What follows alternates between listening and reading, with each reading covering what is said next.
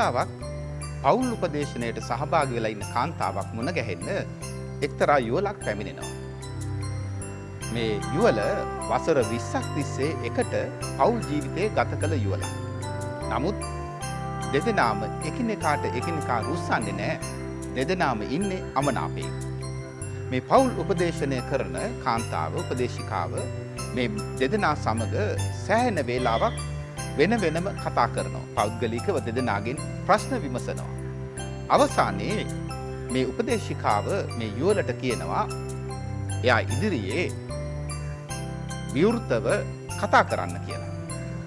මේ අවස්ථාවේදී ස්වාමි පුරුෂයා ඇස්වල කඳුළු පුරෝගෙන එයාගේ බිරිඳට මෙහෙම කියනවා. ඇත්තටම මගේ ජීවිතේ මම ඔයාට අකමැති වෙන්නේ වෙන මුකුත් නිසා නෙවෙයි. ඔයා හැමදාම මට හදලා දෙන අර නිවිති හොද්දටයි කියලා. බිරිඳ අහනවා මොකක්? මං හිතාගෙන හිටියේ ඔයා ඒකට ගොඩාක් කැමතියි කියලා. sannivedanaye දුර්වලතා එකිනෙකා දුරස්ත කරන්නට හේතු පාට වෙනවා. හේතු කාරණා වෙනවා.